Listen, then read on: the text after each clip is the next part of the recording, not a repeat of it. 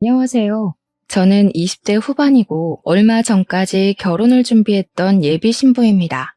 전 한참 청춘인 나이에 감당하기 힘든 고생을 좀 겪었어요. 아직 제 스스로 경고하기엔 마음이 많이 무른 상태였던지라 그래서 더 힘들게 다가온 경험이었지 않나 싶어요. 어쩌면 제 인생의 첫 번째 고비였다고 해도 과언이 아니었을 이야기에 대해서 사연으로 남겨보고자 이렇게 찾게 되었습니다. 많은 관심과 응원 부탁드립니다. 저는 지방이 고향인 사람입니다. 고등학교를 졸업하고 대학도 지방에서 다녔어요. 학교 친구들과 놀다 보면 한 번씩 서울 가서 놀자는 말이 꼭 나오곤 하는데요. 고등학교 때까지는 미성년자라서 부모님 허락이 떨어지지 않아 서울을 가본 적이 없었는데 대학을 다니면서부터는 비교도 안 되게 자유로워졌거든요. 그래서 대학 졸업을 앞둔 방학 때 친구들과 서울 여행을 계획했었어요. 저는 울산 옆 동네에 살고 있었는데 서울 떠나기 하루 전날 친구들과 울산에 모여서 울산 구경 좀 하다가 다음날 새벽에 KTX를 탈 생각이었습니다. 운전면허를 소지하고 있던 친구가 있어서 차도 렌트했어요.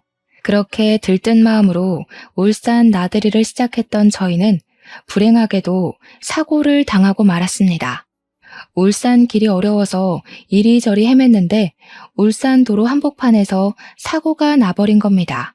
저희가 사고를 낸 건 아니었고 어떤 차량으로 인해 다중 추돌 사고가 발생했어요. 그 과정에서 사고 현장 바로 뒤편에 있던 우리 차는 앞뒤로 찌부러지는 바람에 가장 큰 피해를 입게 된 거예요. 그 때문에 저는 살아생전 가장 큰 괴로움을 겪게 되었습니다. 뒷좌석에 타고 있던 친구들은 현장에서 즉사했고 운전석에 앉은 친구는 증상을 입어 의식이 없었으며 저만 겨우 의식이 있는 채였으나 저 또한 다리 한쪽을 잘라내야 할 만큼 큰 부상을 입었어요. 아직도 그날은 제게 잊히지 않는 하루입니다. 여전히 그날을 기억하는 게 괴롭지만 먼저 떠난 친구들을 위해서라도 잊고 싶진 않네요. 그 이후로 제 삶은 빠르게 처참해졌습니다. 앞으로 살아갈 날이 더 많던 저는 학교 졸업도 외면했을 만큼 세상과 단절하고 싶었어요. 이제 제 인생은 끝났다고 절망했었죠.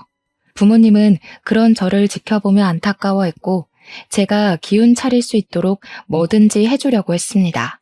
그러나 저는 이미 죽지 못해 사는 심정이었기 때문에 부모님이 저를 생각해준 마음을 신경 쓸 여력이 없었어요. 오로지 저의 장애만, 저의 막막한 인생만 걱정하느라 앞이 캄캄하기만 했어요. 그럼에도 부모님은 제게 재활을 하길 매번 설득을 했는데요. 그때만 해도 저는 내까짓게 재활해서 휠체어 잘 타고 의족해봤자 뭐 하겠냐는 생각밖에 안 들었습니다. 연애 한 번 못 해봤었고 사랑하는 사람을 만나 결혼해서 자식 낳고 살고 싶다는 꿈도 단번에 날아가 버린 셈이었으니 이 꼴로 하는 노력은 전부 다 무용지물이라고만 생각했어요. 그러나 부모님은 끝까지 저를 포기하지 않으셨습니다. 자식이니까 무너지는 걸 보고만 있을 수 없었겠죠. 제게 희망을 주고 싶었나 보더라고요. 재활병원 가자고 설득하던 걸 포기하곤 그 뒤로는 재활 도우미를 따로 알아봐서 우리 집으로 불러들이더라고요. 그때부터 저는 젊은 남자 도우미의 도움을 받기 시작했는데요. 물론 한 일주일은 도우미를 거부하며 방문을 걸어 잠그고 있었습니다. 제가 생각해도 참 건방진 태도였어요. 부모님 또한 제 감정이 어떤지 알고 있었지만 도우미 선생님께 죄송해서 오히려 저를 나무랐어요. 너 선생님한테 이게 무슨 태도야? 얼른 안 나와? 그래봤자 2시간이야. 선생님이 친히 집까지 와줬는데 싫어도 예의는 지켜야지.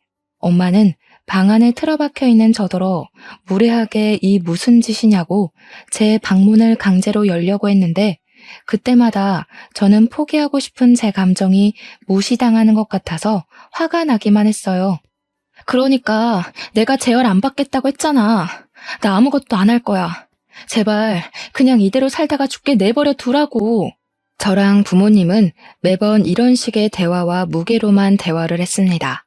매일같이 날이 서 있는 저와 그걸 받아주는 게 지쳐 보이는 부모님 사이에서 인내를 갖고 고운 말이 오가는 건 상당히 정신력을 요하는 일이었죠. 그런데 그걸 도우미만이 이해해줬어요. 도우미는 제가 만나주지 않는데도 일주일 내내 우리 집을 방문해줬고 돌아가고 나면 항상 제게 편지를 남겼습니다. 처음엔 엄마가 그 편지를 전해줄 때 받지도 않았고 읽지도 않았어요. 엄마가 알아서 처리하라고 하는 말에 편지는 제 책상에만 쌓여갔습니다. 그런데도 그걸 버리지는 못하겠더라고요. 아무래도 제가 뼛속 깊이까지 나쁜 년은 못 되어서 그랬나 봅니다. 어쨌든 사람들과 연락도 끊고 미래에 대한 희망도 없이 죽을 날만 손꼽아 기다리는 삶을 살았는데요. 언제부터인가 편지가 자꾸 시선에 거슬리더라고요. 그래서 책상 위에 있는 걸 아무거나 주워서 읽어본 적이 있어요. 그 편지 안에는 주로 도우미의 가정 환경과 인생에 대한 내용들이었습니다. 그땐 내 인생보다 힘든 사람은 없다고 생각하던 때라서 남의 인생사 따위 궁금하지도 않았고 위로해줄 마음도 없었어요. 제가 어디 누구를 위로할 만한 처지인가요? 그래서 읽지 않으려고 했으나 하필 제 눈에 걸린 한 사연 때문에 그동안 밀어놨던 편지를 전부 읽었습니다. 그건 바로 장애를 가진 동생이 있다는 사연 때문이었어요. 도우미한테 여동생이 하나 있는데 그 여동생이 저처럼 교통사고를 당해서 휠체어를 타고 다닌다고 하더군요. 도우미 여동생은 두 다리를 잃었다고 했어요. 여동생 나이는 저보다 어렸는데 그 대목이 저를 많이 돌아보게 해주었습니다.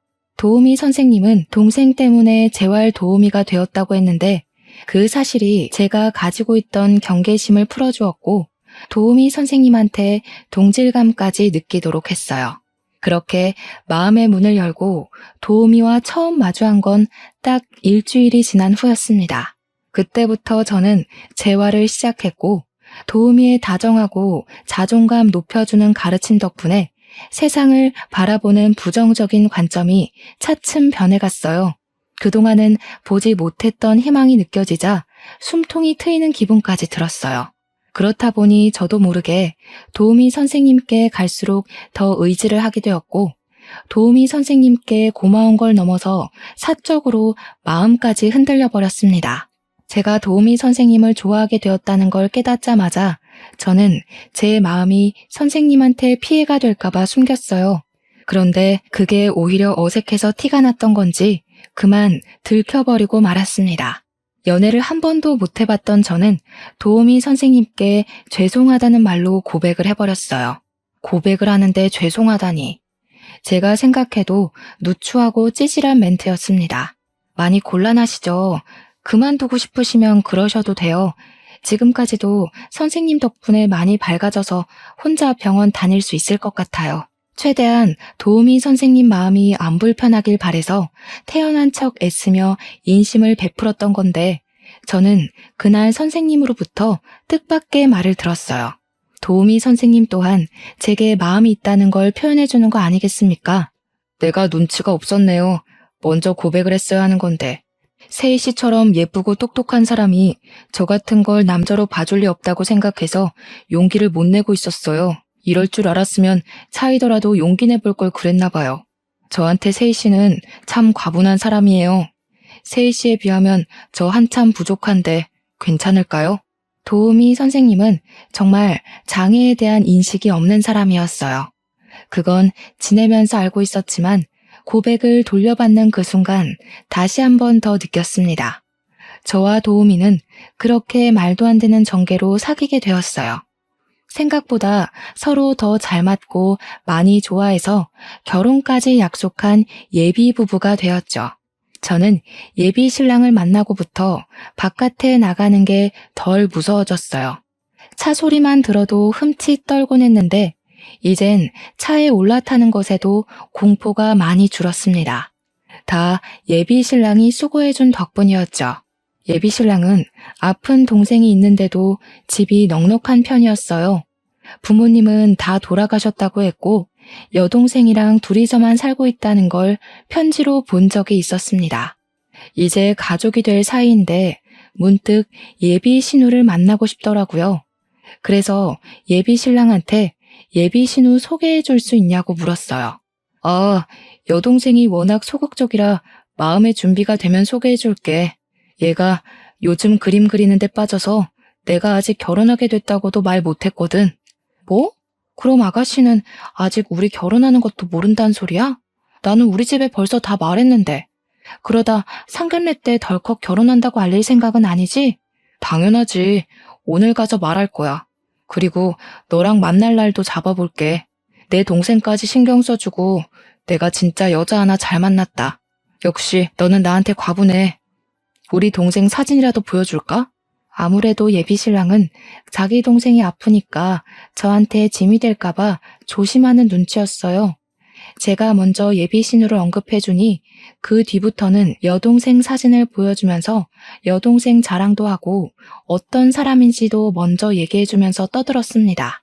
여동생을 생각하는 오빠 마음이 아주 끔찍해 보여서 형제가 있는 예비 신랑이 부럽기도 했어요. 그런 제 마음은 저 또한 예비 신우와 언니 동생으로 잘 지내고 싶은 마음이 들게 했습니다. 그런데 여동생은 몸이 많이 불편한지 거의 누워서 있는 사진밖에 없었어요. 게다가 표정이 밝은 사진도 별로 없었습니다. 그림 그리기 시작했다더니 그런 사진도 예비 신랑이 안 찍었는지 갤러리에 없었어요. 그것보다 저를 더 흥미롭게 했던 건 바로 여동생의 생김새였습니다. 사진을 자세히 들여다보면 예비 신랑이랑은 별로 닮지도 않은 듯 했어요. 모르는 사람이 보면 여동생인 줄 모르겠어. 한쪽은 엄마만 닮고 한쪽은 아빠만 닮았나 봐? 이런 형제들 종종 있다고 하던데. 안 닮은 남매는 말 그대로 많으니까 저는 그저 우스갯소리로 웃으면서 물었어요. 그러니 남편도 그런 소리 많이 들었다고 하더라고요. 거기다 성격도 얼굴처럼 전혀 안 닮았다는 말까지 덧붙여 주었습니다. 예비 신우는 어떤 사람일까 갈수록 궁금해졌어요. 아마 제가 외동이라서 더 그랬을지도 모릅니다. 아무튼 저는 예비 신랑이랑 만나면서 정말 많은 대접과 호의를 받았어요. 우리 형편에 누리기 어려운 선물도 받아봤고 비싼 곳에서 식사도 했습니다. 저는 그런 예비 신랑을 보면서 느낀 것이 참 많았어요. 사람을 사랑하는 마음에 장애 정도는 아무런 방해가 되지 않는다는 걸 알았고 저는 여전히 제 불편한 다리가 부끄러웠던 적이 몇 번 있는데 정작 예비 신랑은 그런 건 아무 상관없다는 듯 저를 좋아해 주는 게 정말 본받아야 되는 점이라는 것 또한 깨달았습니다. 그런 예비 신랑을 보면서 제 마음은 더 커져만 갔어요. 예비 신랑은 주는 걸 좋아하는 덕에 저더러 부담 느끼지 말고 받기만 하라고 했으나 저도 예비 신랑을 사랑하는 사람으로서 예비 신랑한테 뭐라도 해주고 싶었어요. 그래서 엄마에게 부탁해 제 선에서 마련할 수 있는 선물을 준비했습니다. 제게 늘 고가의 선물과 식사만 대접하는 예비 신랑이었지만 저는 그럴 만한 형편이 안 되기 때문에 정성을 담은 키링으로 준비를 했어요. 예비 신랑의 이니셜까지 새긴 수제 키링이었습니다. 예비 신랑이 주는 것만큼은 못해도 무려 10만 원이나 되는 키링이었어요. 그걸 준비한 날 저는 예비 신랑이 근무 중인 재활병원을 찾아갔습니다. 저는 예비 신랑과 결혼을 약속한 후부터 저 혼자 힘으로 예비 신랑이 있는 병원까지 가서 재활을 받기 시작했어요. 예비 신랑이 데리러 오겠다고 했는데 제가 제 힘으로 가고 싶다고 해서 예비 신랑이 기특하게 봐줬습니다. 그래서 선물을 준비한 그날에도 어김없이 혼자 택시를 이용하고 사람들의 도움을 받아 병원에 갔죠. 갔더니 예비 신랑이 자리에 없길래 직원들에게 어디 갔냐고 물어봤어요. 직원들은 저와 예비 신랑의 관계를 알고 있어서 예비 신랑이 잠시 전화하러 비상구로 갔다고 바로 알려주었어요. 재활실에서 기다려도 되긴 한데 비상구에 있는 겸 둘만 있는 곳에서 선물을 주고 싶은 마음에 저는 휠체어를 끌고 비상구로 향했습니다. 비상구는 문이 열려 있었어요. 바로 1층에는 사람이 없었고 좀 위층에서 예비 신랑의 목소리가 들려왔습니다. 결혼하기 전에 주에 먼저 처리해야지. 엄마도 주애 챙기는 거 귀찮을 거 아니야. 그러니까 아빠가 애초에 한 방에 보냈으면 귀찮게 돈 안 들었을 거잖아. 무조건 나 결혼하기 전에는 정리되어 있어야 해. 안 그럼 동시에 처리해야 되는데 너무 들킬 위험이 크다고.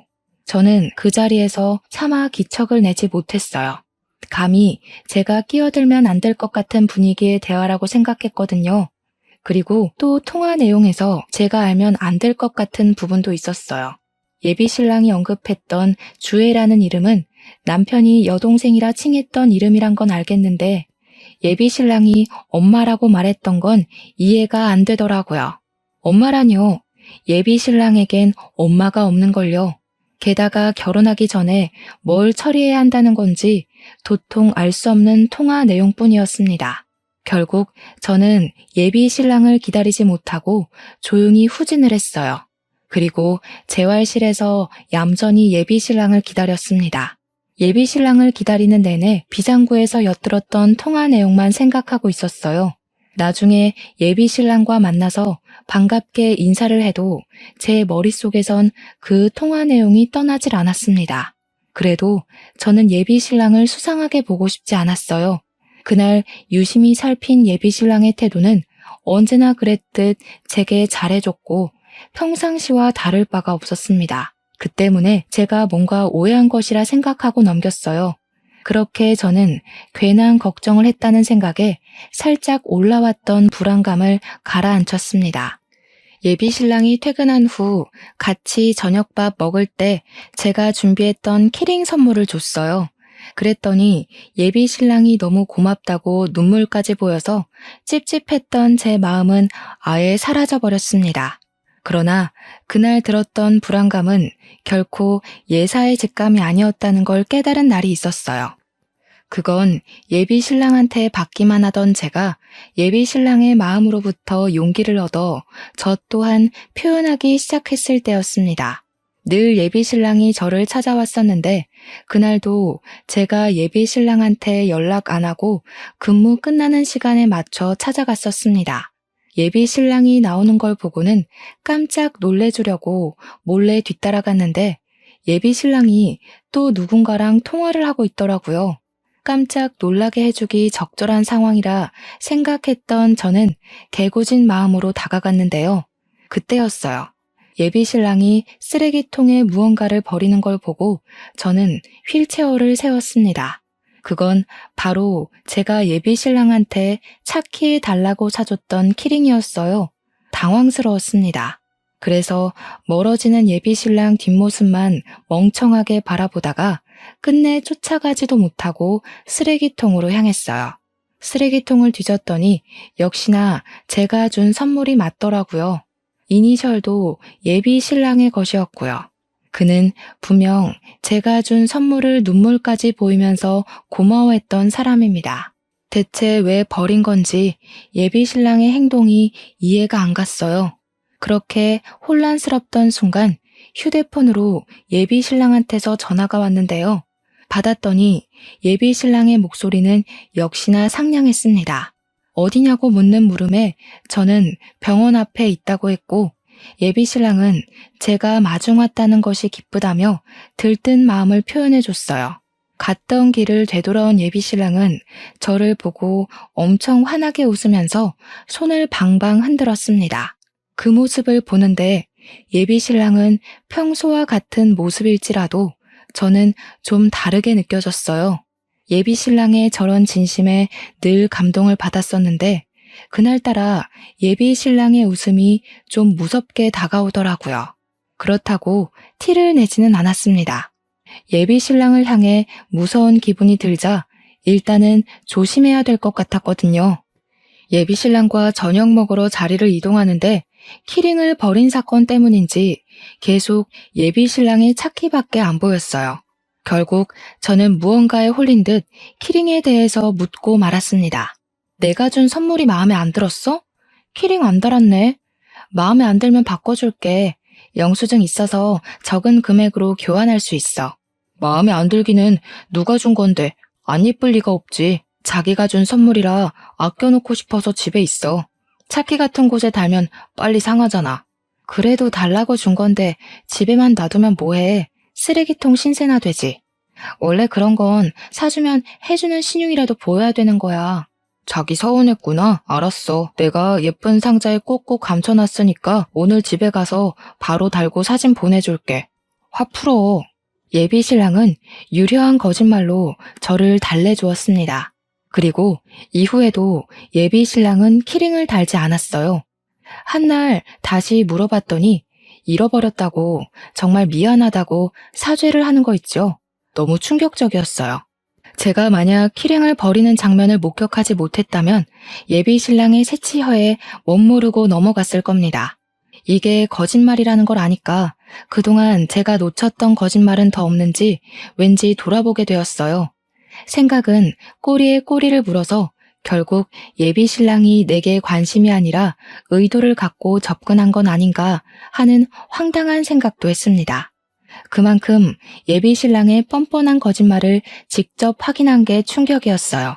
생각이 많아진 저는 다음 데이트 때에 어떠한 결심을 했어요. 예비 신랑이 어떤 사람인지 알아보고 싶었습니다. 그래서 예비 신랑이랑 밥을 먹기로 했을 때 예비 신랑이 식당 안에 자리가 있는지 보려고 혼자서만 차를 내린 적이 있었어요. 예비 신랑이 가는 동선을 눈으로 쫓다가 급하게 블랙박스 칩을 빼냈습니다. 어쩌자고 그랬는지 몰라요. 약간 충동적인 행동이었습니다. 어쨌든 그걸 주머니에 숨긴 뒤부터 저는 예비 신랑과의 데이트를 집중하지 못했어요. 예비 신랑은 제가 몸이 안 좋다고 생각을 해서 일찍 집에 보내줬습니다. 귀가할 때까지 내내 칩에 대한 생각만 하고 있던 제게는 오히려 다행이었어요. 저는 얼른 방에 들어가서 훔쳐온 칩을 휴대폰으로 재생시켰습니다. 그리고 그날 저는 예비 신랑에 대해 충격 사실을 알게 되었어요. 칩에는 다양한 통화 녹음과 대화가 담겨 있었는데 그 중에는 예비 시모로 보이는 존재가 등장했습니다. 일단은 여기부터 멘붕이었어요. 예비 신랑이 분명 시부모님 두 분 다 돌아가셨다고 했거든요. 그건 예비 신랑이 저랑 사귀기 전에 줬던 편지에도 적혀있는 사실이에요. 이미 그것만으로도 혼란스러웠는데 흘러나오는 대화 내용은 더 황당했습니다. 너는 어쩌자고 주애를 여동생이라 했어? 들키면 어쩌려고? 아예 주애 얘기를 하지 말았어야지. 나도 만나게 해달라고 할 줄은 몰랐지. 어차피 안 보여주면 그만이야. 그래서 주애는 어떻게 손볼 건데? 자꾸 늦어지면 일 더 커져. 니코틴 주입하고 자살로 위장시키면 돼. 너나 그 아가씨한테 안 들키게 조심해. 엄마는 엄마대로 잘하고 있으니까. 감옥 간 건 네 아빠 하나로 족하다. 제발 신중하게 하자. 순간 저는 휴대폰을 떨구고 말았어요. 너무 놀랐으니까요. 대체 제가 뭘 들은 건가 싶어 어안이 벙벙했습니다. 블랙박스 내용은 참 길었는데 그걸로 예비 신랑이 어떤 사람인지 정체를 파악하기가 충분했어요. 게다가 없는 줄 알았던 예비 시모의 존재까지. 둘이서 무엇을 하려고 하는 건지 그 내용을 다 알아버렸습니다. 일단 예비 시모로 보이는 아줌마는 예비 신랑의 엄마가 맞는 것 같았어요. 그런데 이것보다 더 놀라운 사실은 예비 신랑이 제게 여동생이라 말했던 그 여자의 존재였어요. 알고 보니 그 여자는 여동생이 아니라 예비 신랑과 사실혼 관계인 아내더라고요. 지난날 예비 신랑이 보여줬던 사진을 보면서 남매가 안 닮아도 너무 안 닮았다고 생각하긴 했거든요. 아무튼 칩에서는 보험금 얘기도 중간중간 계속 나왔는데 그것이 품고 있는 의문 또한 블랙박스 녹음 내용만으로 충분히 파악할 수 있었습니다. 예비 신랑은 혼인신고를 안 한 아내를 일부러 사고 내서 사망보험금을 타려고 한 것이었어요. 그런데 사고가 어중간하게 나는 바람에 실패를 한 듯했고 그 아내는 반신불수가 되어 제가 사진으로 봤던 것처럼 거의 누워서 생활 중인 것 같았습니다. 이뿐만이 아니었어요. 예비 신랑이 말하는 사고 내용이 제게 가장 큰 충격을 안겨주었는데요. 알고 보니까 예비 시부가 예비 신랑의 철을 태우고 일부러 교통사고를 냈더라고요. 그 과정에서 본의 아니게 다중추돌이 발생해 사람들이 대거 다치고 죽었다는 걸 예비 신랑과 예비 시모가 아무렇지 않게 대화로 주고받고 있었습니다. 그 사건 때문에 예비 시부는 감옥에 간 걸로 보였어요. 여기서 제가 충격을 받을 수밖에 없었던 건 예비 시부 때문에 발생했다던 그 사건 때문이었습니다. 그 사고는 제 다리를 불구로 만들어버린 사고였어요. 제가 다리 한쪽을 잃고 사랑하는 제 친구들까지 잃게 된 공포의 그날 말이에요. 심지어 예비 신랑은 제가 무슨 사고 때문에 이런 장애를 얻게 되었는지 알고 있습니다. 저를 많이 위로해줬었고 죽은 제 친구들을 위해서 눈물도 흘려줬다고요. 그런데 그런 짓을 꾸민 사람이 예비 신랑이고 그의 가족이 한 짓이라니. 그 끔찍한 일이 예비 시댁 때문에 일어난 일이라는 걸 알아버린 저는 순식간에 두려움에 휩싸였어요. 그때부터 거의 반 미쳐서 울기 시작했고 무슨 정신으로 녹화 내용을 들었는지 모르겠습니다. 듣자 하니 예비 시모는 겨우 살아난 예비 신랑의 아내를 관리하느라 숨어 지내는 것 같았어요. 그리고 예비 신랑은 돈이 필요해서 또 다른 사망보험금 해줄 여자를 찾는 것 같았습니다.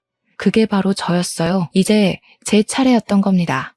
예비 신랑은 다리 불편한 제가 다른 일반인보다 자살로 위장시키기 쉬운 존재라고 생각하고 도우미를 자원했을 거예요.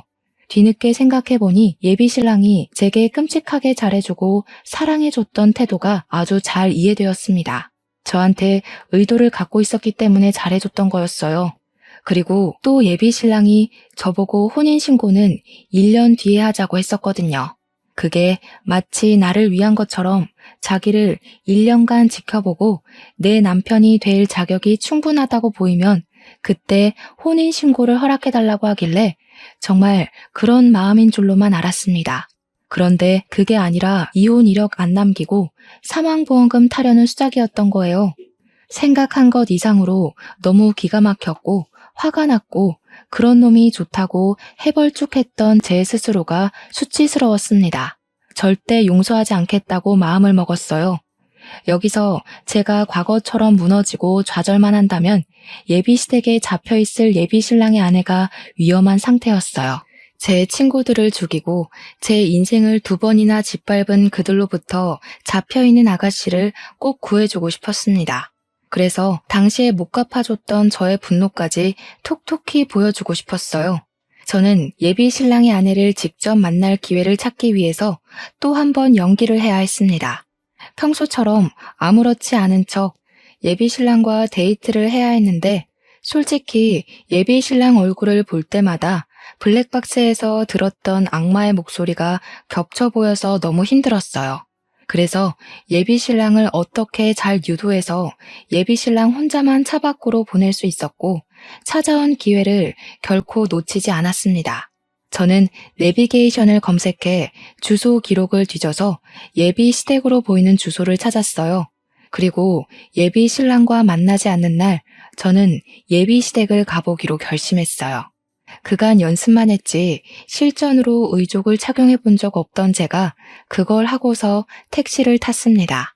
그런데 제가 택시를 내리자마자 어떤 아줌마가 저를 잡아당기더니 황급히 택시에 올라탔어요.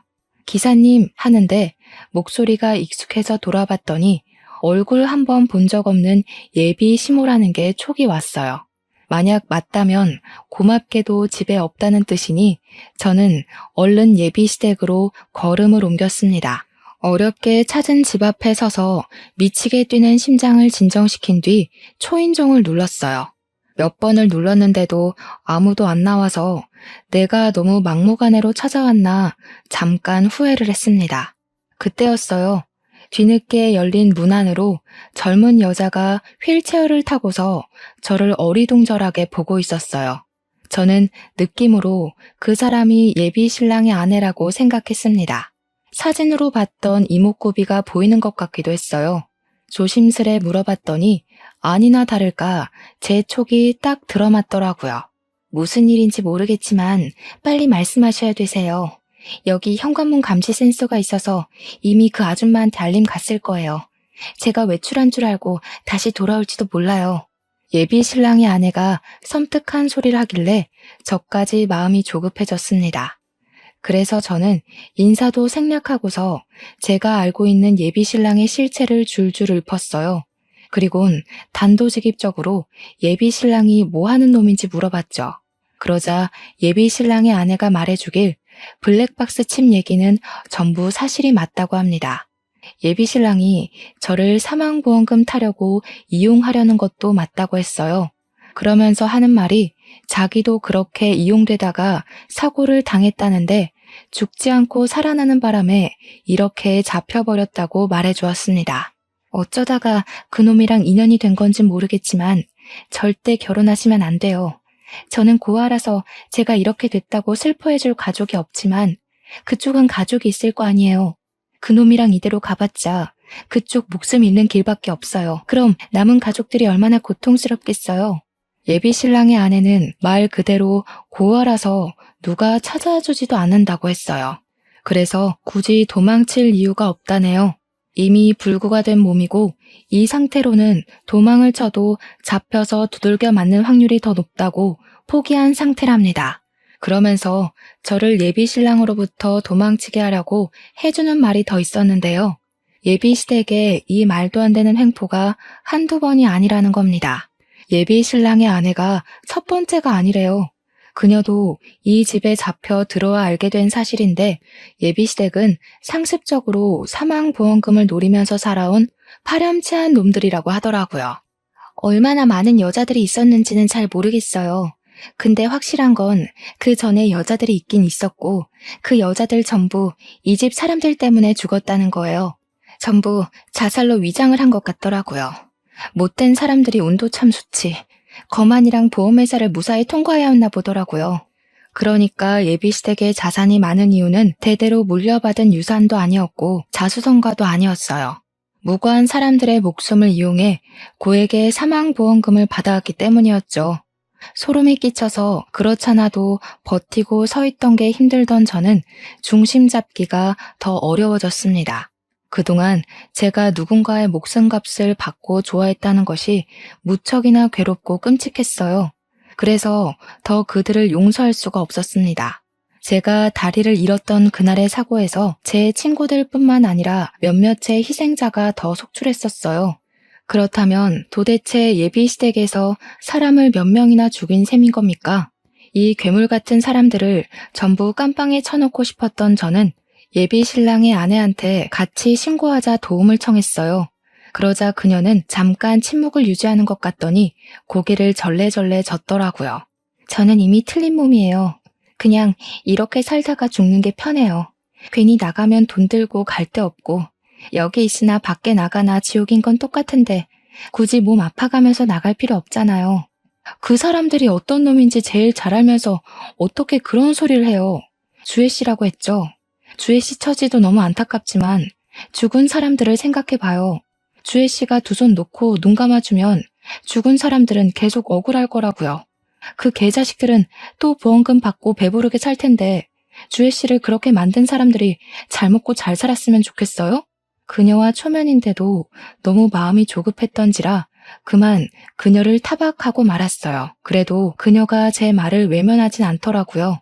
그녀도 사실은 이미 불구가 된 몸이라 이대로 살다 가고 싶은 게 아니라 애초에 가족도 없는 혼자라서 감히 예비시댁을 상대할 용기가 없었던 것 같습니다. 안 그래도 그 사람들이 그쪽 해치려고 계획 중인 것 같다고요. 앞으로 살 날이 얼마나 많은데 왜 벌써 포기해요?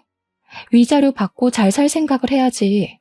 죽상을 해야 되는 건 우리가 아니라 그놈들이에요. 이런 피해 안 생기게 막을 사람은 주혜 씨랑 저밖에 없어요. 우리 말고 누가 이 일에 대해서 알겠어요.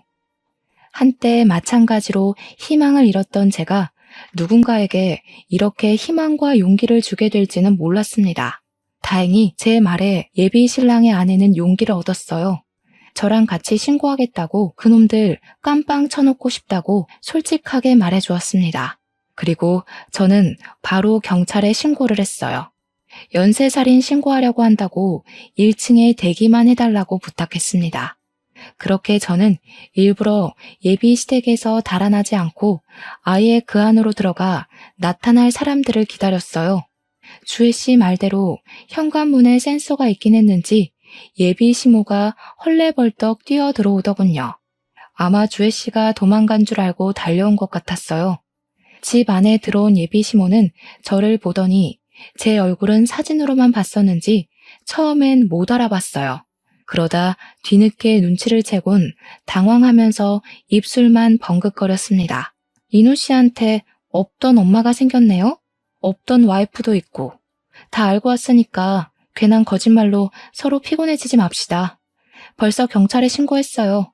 변호사 선임하더라도 연쇄살인을 감형받긴 어려울 거예요. 뭐라고? 얘가 지금 뭐라는 거니? 우리가 뭘 했다고 경찰에 신고를 해? 아, 거짓말한 거? 그래, 그건 먹고 살려고 좀 해봤다. 너는 거짓말 안 하니?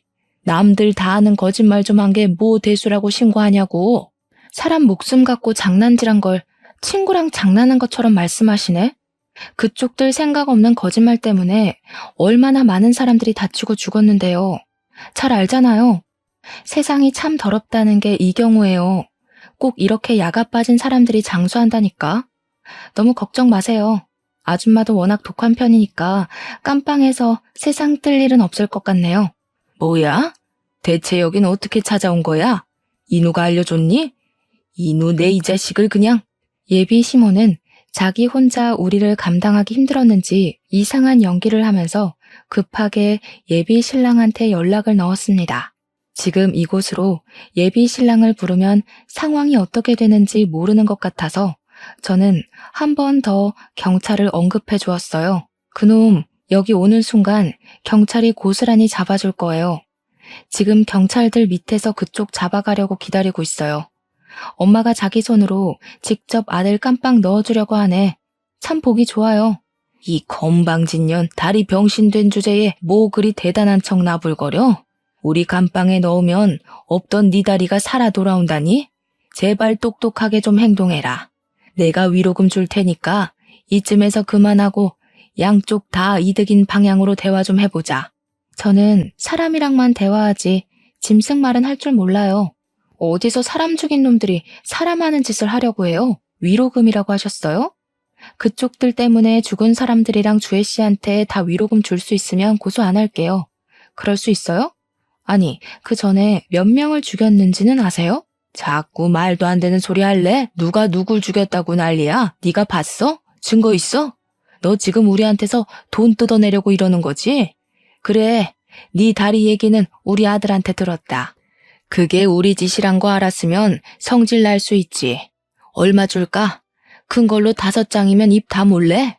도가 넘는 예비 시모 발언에 저는 결국 의족을 착용한 발로 예비 시모 정강이를 냅다 걷어차버렸어요. 실금이 갔을 만큼 힘을 실었기 때문에 많이 아팠을 겁니다. 그렇잖아도 예비 시모가 너무 아파하면서 비명을 지르더니 제대로 서 있지도 못하고 나자빠지더라고요. 사람 죽인 년이 말이 많네. 양심이 없으면 거짓말로라도 비는 척 하던가. 하긴 살인자한테 그런 걸 기대한 내가 바보지. 깜빵 가면 그쪽 같은 사람들, 그쪽보다 더한 사람들 아주 많을 거거든? 가서 당신들이 죄 없는 사람들한테 뭔 짓을 했는지 똑같이 느끼길 바래. 이왕이면 거기서 나오기 전에 죽었으면 좋겠다. 저는 그만 밑에서 대기하고 있는 공직자들에게 연락해 예비 시모를 잡아가 달라 불렀습니다. 119는 주혜 씨가 이 집을 나설 수 있도록 이동을 도왔고 경찰은 예비 시모를 연행했어요. 뒤따라 내려갔더니 1층에서 예비 신랑이 잡혀있는 걸 발견했습니다. 예비 시모는 자기 아들 때문에 망했다고 생각을 하는 건지 예비 신랑을 향해서 원망을 퍼붓고 있었어요. 내가 뭐라 그랬냐? 말 조심하라고 했지. 도대체 무슨 실수를 했길래 이 사단을 만들어? 감방 갈 거면 너나 잡혀갈 것이지. 어떻게 이 엄마 감방 가게 만드냐고? 내가 뭐 알고 그랬어? 나도 당한 거야. 이제 어떡할 거야 우리. 둘 다 들어가 버리면 돈 못 벌잖아. 둘이 싸우거나 말거나 저는 예비 신랑이 보는 앞에서 블랙박스 칩을 증거물로 제출했습니다. 저를 발견한 예비 신랑은 아직도 제가 자기한테 정신 나가 있는 줄 아는지 다급하게 말로써 저를 회유시키려고 했어요. 자기야, 나 자기한테는 진심이었어. 사망보험금이라니. 그건 저 여자가 지어낸 말일 뿐이야. 나랑 얘기 좀 하자. 오해한 게 있으면 나한테 직접 얘기를 해. 왜 혼자 판단하고 혼자 일을 저질렀어? 우리 아직 사랑하잖아. 결혼식도 얼마 안 남았는데 이러지 말자, 응? 듣기 싫은 목소리로 모자라 예비신랑 입에서 튀는 침 때문에 짜증이 났던 저는 예비신랑 얼굴에다가 쓰레기통에서 주워왔던 키링을 냅다 던져버렸습니다. 너 같은 걸 물에 빠지면 입만 동동 뜰 새끼라고 하는 거야. 자기가 자기 무덤 파는 줄도 모르고 남의 목숨 갖고 장난치면서 얼마나 낄낄댔을까? 지금도 한참 머리 굴리고 있겠지. 어떻게 하면 빠져나올 수 있을까 하고. 근데 나올 수 있겠어? 너 연쇄살인마잖아. 평생 깜빵 신세 져야지. 왜 그래? 자기가 알고 있는 건 사실이 아니라니까. 나랑 거의 매일 붙어있던 사람, 엄마도 아니고 자기잖아. 내가 어떤 사람인지 모르겠어? 누굴 죽일 사람이 된다고 생각해? 나 재활 도움이야. 그래, 네가 이쯤에서 사과하면 더 기분 나쁠 것 같다. 너는 평생 네가 왜 감방 가야 되는지 모른 채로 갑갑하게 살면서 썩어가라. 너 때문에 죽은 사람들, 유가족들 하나도 빼먹지 말고 평생 기억하면서. 그렇게 그만 돌아서려고 했는데 순간 제 다리를 이렇게 만든 놈을 법에만 맡기는 게 좀 분하더라고요. 그래서 지금까진 이성적으로 행동했다면 이제는 좀 감정적으로 표현하고 싶었어요. 저는 들고 있던 목발로 제 개인적인 분노를 담아 예비신랑을 패기 시작했습니다. 그 과정에서 또 한 번 지난날의 상처들 때문에 눈물이 나서 울어버렸어요. 그래도 경찰들이 뒤늦게 저를 말려주는 덕에 선을 지킨 폭력만 행사할 수 있었습니다. 예비신랑과 예비시모 모두 그렇게 구속되었어요. 과거에 저지른 범죄까지 조사가 들어가서 연쇄살인죄, 사기죄, 보험사기죄 등 죄명 높은 죄는 다 싹쓸이 되어 형량이 굉장히 많이 나왔습니다. 예비신랑의 경우 무기징역을 받았고 예비시모의 경우 형량 10년 이상으로 판결이 났다고 들었어요. 사형 판결이 내려지길 바랬는데 피해자가 3명으로 소수라서 무기징역을 받았대요. 만약 주혜 씨랑 제가 예비신랑 손에 당한 뒤에 그들이 구속되었다면 예비신랑이 사형을 받았을 거랍니다. 어쨌든 지금 돌아봐도 참 무시무시한 경험이었어요. 어쩌면 저는 사고가 났던 그 순간부터 예비신랑 집안과 연인이 생겨버린 것일 수도 있겠네요. 정말 끔찍합니다. 그래도 그들 덕분에 마냥 나약하기만 했던 제 자아는 좀 단단해졌어요. 제 꿈이었던 결혼은 더 이상 제게 꿈이 아니게 되었고 결혼 못한다고 인생이 망했다고도 생각하지 않습니다. 앞으로 저를 위해 하고 싶은 것이 무엇인지 진중하게 고민해 보려고요. 참, 그리고 주에도 제 추천을 통해서 병원에 입원을 했어요. 제대로 치료받기 시작했는데 같은 재활병원을 등록하면서 저랑 친구로 잘 지내고 있습니다. 예비신랑이 주애가 저보다 어리다고 얘기를 했었는데 알고 보니 저랑 동갑이더라고요. 그 썩을 놈의 여파를 잠깐 또 경험을 한 것이 얼마나 찜찜하던지. 어쨌든 저는 친한 친구를 사고로 잃는 바람에 친구가 없었고 다리를 잃어서 새 친구를 사귈 기회도 없었는데 주애랑 이렇게 친구가 되어서 이것 또한 좋은 인연이라고 보고 있어요. 서로 같은 아픔을 갖고 있으니 더 좋은 친구로 지낼 수 있지 않을까 싶습니다. 부모님도 주애 사정을 알고는 저보다 더 주애를 챙겨주고 있어요. 먹고 싶은 거 사주고 예쁜 액세서리나 옷도 제 것을 선물해 줄 때 주애도 꼭 같이 챙겨줬죠. 당연히 생일 선물뿐만 아니라 명절까지도 주애를 우리 식구처럼 대우해 줬습니다. 한때 다리 불편한 것 때문에 부모님께 불효막심한 태도를 많이 보였는데 저랑 주애 챙겨주시는 두 분을 보니 과거의 제 행동이 정말 어리석었다는 걸 느끼고 있어요. 앞으로는 부모님 속 안 썩이고 효도하면서 살 겁니다. 저는 제 사연이 참 섬뜩하다고 생각하는데 다들 어떻게 들으셨는지 모르겠어요. 부디 여러분들의 인생에는 좋은 사람들만 가득했으면 좋겠습니다. 이만 인사드릴게요.